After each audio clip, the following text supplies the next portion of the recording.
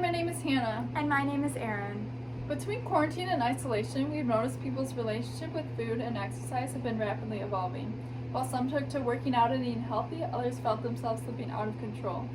Food is meant to fuel our bodies, however in our society this relationship often becomes warped.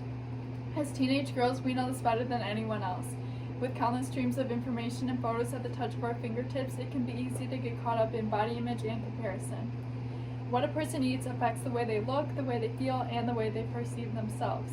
So now more than ever, people who promote healthy eating habits are extremely important. This is where dietitians come in. Overall, their purpose is to assess a patient's nutritional needs and advise them on their dietary habits and meal plans. In Michigan, the average entry-level salary is $39,463 a year. Of those, most are clinical dietitians who work in private practices or hospitals. They meet with their patients and assess their medical charts. In some cases, they may prescribe tube feeding or total parental nutrition where fluid is given through a vein. Such an IV is shown here.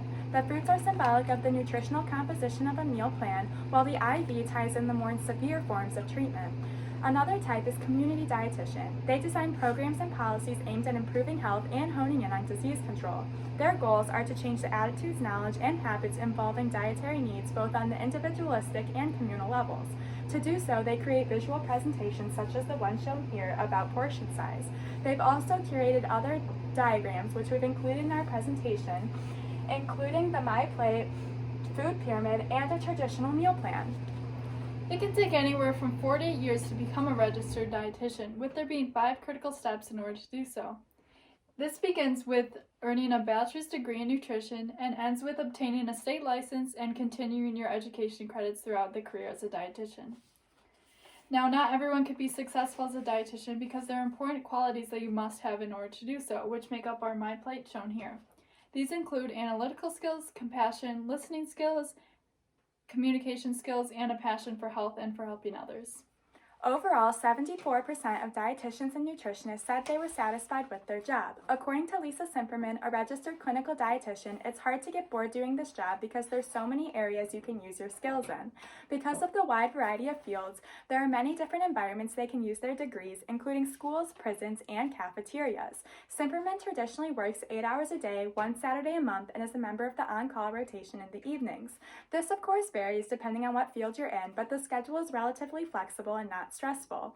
Simperman describes the most difficult part of her job as staying up to date on leading research, but that the most rewarding part is making a difference in the lives of her patients, especially after surgery. We chose to research dietitians because we were both very interested in the way that the food that we eat impacts our overall health. We both prioritize healthy eating habits and staying active, but we have also seen the ways that not doing so has impacted our health. We also both have family and friends who struggle with certain conditions where we saw how important it was that they receive the proper nutrients in order to get healthy and stay healthy. Along with that, my dad is an elementary school physical education teacher, so I've grown up seeing the ways that he teaches his own students the importance of healthy eating using some of the diagrams we showed on our poster, while also teaching my brothers and I the same things.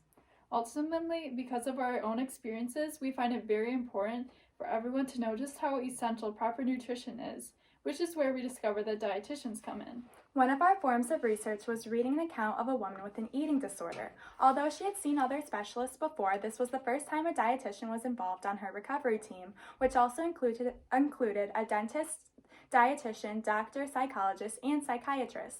The role of her dietitian was to manage the gastrointestinal symptoms of her ED while also providing information on her proper nutritional needs. After her first visit, she had a meal and grocery plan, which laid out the clear steps to help her face her eating fears. The role of dietitians are not only to manage the technical aspects of recovery, but also to provide hope to their patients that recovery is possible. Overall, dietitians are incredibly useful in the healthcare system as a whole, as they can work with a variety of kinds of healthcare professionals to provide nutrition recommendations to their patients to aid in their treatment. Because if they're not getting the nutrients that they need, they may not ever be able to recover. As everyone begins to find more and more ways to incorporate nutrition into healthcare and into the lives of the general public, the future for dietitians proves to be very bright. Ultimately, dietitians are an important asset to the healthcare system and society as a whole and are the perfect career option for those interested in both nutrition and healthcare. We wanted to thank you for your time, and we hope you're all staying safe and healthy.